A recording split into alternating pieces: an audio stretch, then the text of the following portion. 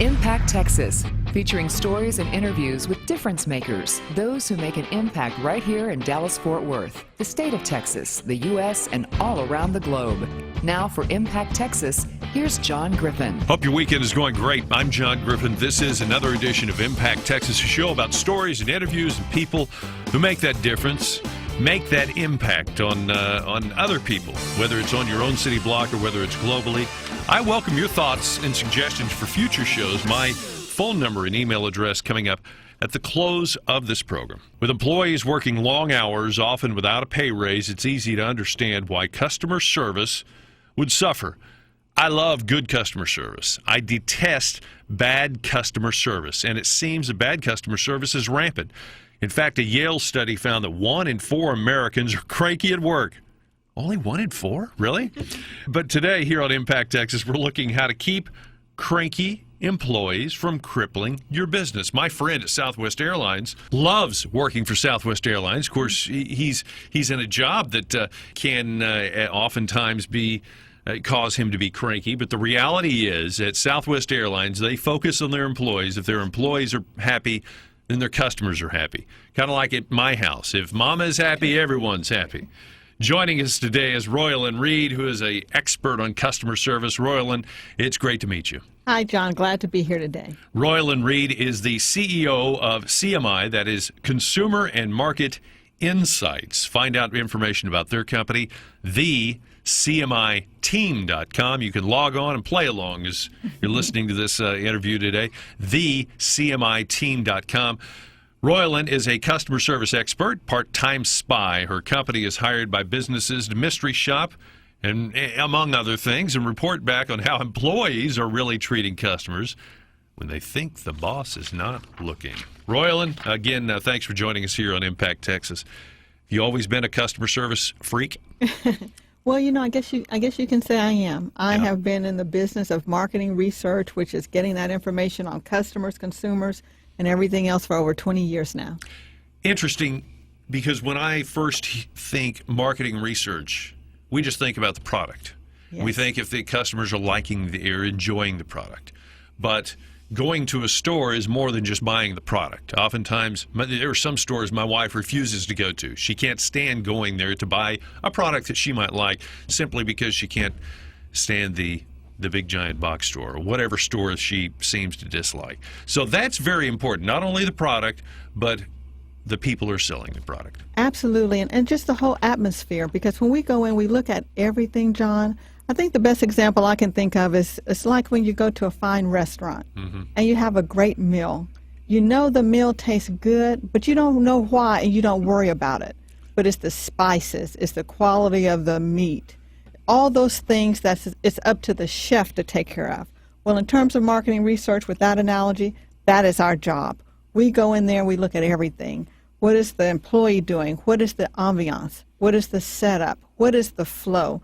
Because overall, as customers or consumers, we want everything to kind of flow together. That's just the way we all are as humans. Yeah, it does need to flow together. Obviously, you go to a restaurant and the food's horrible, but the service is outstanding. Those places somehow stay open year in, year out, the mom and pop diners. Well, the food is average, but if you really feel special, those people are going back there again and again. Absolutely, and looking at what is the most important thing to the customers. That's where we can really get in there, and that's what separates us as well. Is you have to go in there and look at, there's different things, and you just touched on it. One might be just that service. One might be just the atmosphere, the music. But first of all, go in there and find out what are the most important things to your customers. Then you measure it. How are you truly doing at this point? That's a baseline. And then from there, what is the gap? And how do you close that gap? So all of that is involved in marketing research. And marketing research, whether we use mystery shopping, we use whatever tool we need. Mystery shopping is one. It might be data collection that people see in the malls. It might be telephone surveys. Whatever is the online surveys now, whatever is the best way to collect the information, to tell the story, to make wise decisions on the best way to serve your customer. I kind of opened up, are you a customer service freak? Obviously, we all enjoy customer service, but what led you to this point in founding and heading up consumer and market insights? Well, John, I have a real interesting background. I have my bachelor's in psychology, my master's in human development. I was a scientist at Mary Kay Cosmetics for 10 years. How do you become a scientist with a psychology and your master's degree? Well, it's really interesting because in cosmetics, people don't realize behind the scenes with so many businesses, cosmetics is big business. So I was in the research and development track. So with that, you had all kinds of scientists. Me with looking at people business. You had those in chemistry or those who did all kinds of things. But what my job was, especially in the latter years, and I really enjoyed, was we truly tested that product with women because it's one thing to sell it, but the company needed to know how was that product performing. And we would, say for an example, with mascara. The women who were trying the products may say, you know, that mascara goes on thick, but it's smudging. I don't like that smudging. Well, just think about it. You're not going to have as many people buy it if it has smudging. So with that kind of information, therefore, marketing could make the decision, okay, let's postpone that launch, get that smudging fixed, and then let's go out with a good product. Or they might say, well, what is the degree of smudging? Can they live with it? Let's go in and get it out, and then we'll make a new and improved formula. So all of that goes into play. But that's so aggravating. You as a scientist, you've done all the legwork. Obviously, this mascara is not working. The women don't like it, but oftentimes you're overridden by a corporate decision. Sometimes, and that does happen with any case. But what we look at is our job is to give our clients the information and knowledge they need to make a good decision. And that's what I tell my team. That is our job. Now, what they choose to do with the information is on them. But you can guarantee with our company, we're going to give you the best knowledge that you have to equip you. And then they take it from there. And, of course, you being probably like me, a control freak to some degree, that's Yes. so aggravating when you give them this information and they decide not to use it. But it's in their best interest, obviously, to use this information and to act on it. Absolutely. And down the road, too, is you just know that they've had it. The good thing is when we work with our clients, it's more of a relationship. Yeah. Because, and the way I see it is, we team with that company. We are the experts in what we do, but they're the experts in their industry. So there are some hidden factors that we might know. So once we go out and get that knowledge, we sit down with the client and we present that information, but also we discuss that. What does that mean? How does that affect this? As a matter of fact, one time we actually did some research and looking at customer satisfaction and complaints for a municipality, if you will. And you know, the people complain about a governmental municipality. Really, are there complaints? Yes. Well, this one we were looking at streets. Yep. And as People you know, complain about the streets. Are you kidding me? Yeah. they were, and so the customers were irritated about all of the traffic. And they said, we have to wait so long. As soon as we all can relate, as soon as they work on this pothole, they're back out working on something else, and it's on and on and on. Well, of course, that's from a customer standpoint. But when we went back and we had that brainstorm session I was talking about with the client provided some interesting information, and they said, well, you know what? A lot of times we are finished, but that might be the electric company. Or that might be another branch of someone fixing the roads or their wires. So in brainstorming that, the decision said, you know what? We need to market better. Let's maybe make sure that our vests are a certain color. Yeah. That's different. So it's really interesting to see how that goes. Royland Reed is our guest, CEO of Consumer and Market Insights, a company based right here in Dallas-Fort Worth, also offices in Washington, D.C., correct? Yes. That's correct. A Houston girl that got to Dallas, I'll throw the old line in as fast as she possibly could. It was just 245 miles up I-45.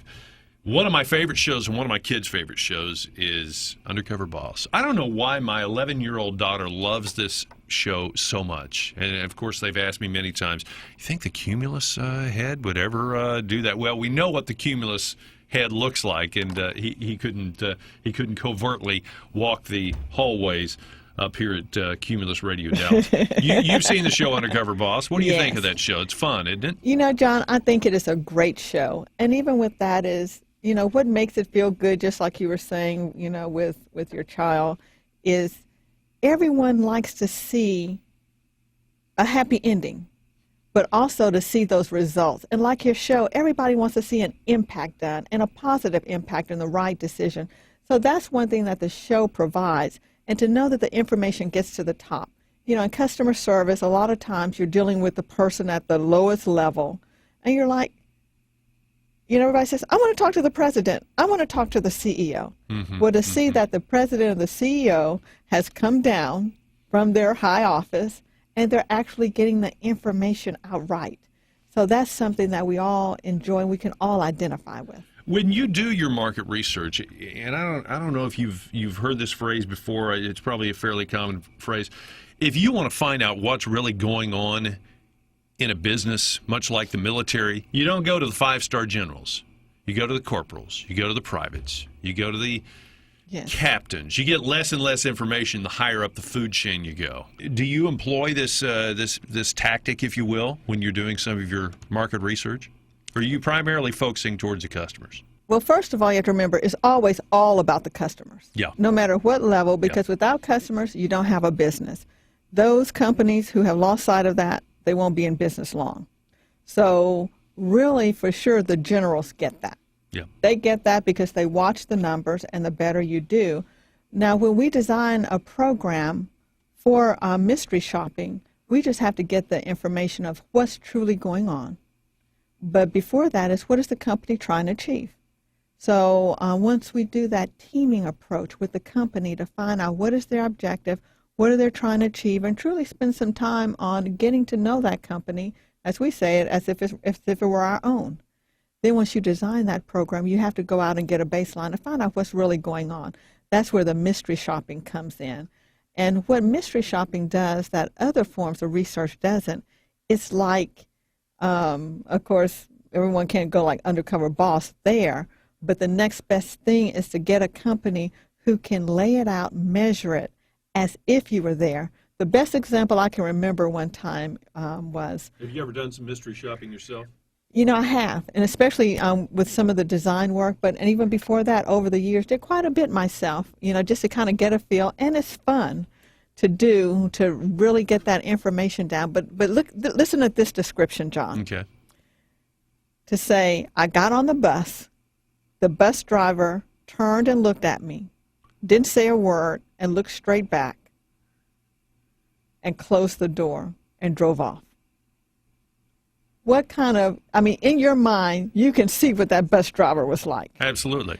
And so that's what we do. The next best thing is to let that manager or CEO know that description, and it gets better. We take names, and we have descriptions, and we have time of day, so they can pin it exactly to that person, and they can know what to do with it. Now, a lot of times with that, there's different things you can do with that information, but the goal is to provide better customer service. You know, it's funny you mentioned a bus driver and a bus.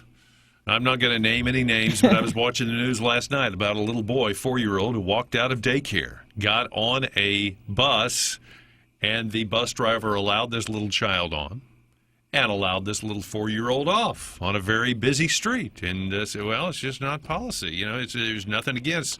We don't have an age limit. Anybody can ride and anybody can get off. Fortunately, a very concerned young woman noticed this situation and called authorities, and everything's taken care of. And I guarantee you that bus driver will be more notice things a little more clearly in the Absolutely. future. And I'm sure after you do your market research and it gets back to the company head that a certain individual needs to change their ways, I bet they change their ways. Hopefully they do. And what we usually do look at, too, is a lot of times I say it falls into one of three buckets. Either it's a training issue, because sometimes employees just don't know. Yeah. Other is a communication issue. They may have thought through the grapevine, it doesn't matter. And the other is a process issue. So we truly work with the company. The first step is to just identify the problem. But to me, a company like ours and other companies who are truly, dedicated to the best interest of client will help provide those other measures of, now you have this, what do you do? Royal & Reed is our guest, CEO of Consumer and Market Insights. I think it goes without saying that if a company contacts you, they want to get better. And obviously they're contacting you from the top up. They want to improve their situation, and that's always exciting, kind of like on the show Undercover Boss. These are the companies that care. There are some companies that couldn't give a flip, it seems like. Absolutely. Unfortunately, they're not the ones contacting you, and chances are they're not the successful companies who are going to continue growing in the future. We're going to take a break, come back. Is it really the company, or is it the consumer? Is it the shopper? Are we getting crankier and nastier as a nation? We'll answer that, and also there's some tremendous success stories. Some of your clients have come to you, they've had a problem, and you've addressed the problem, and then they've addressed it.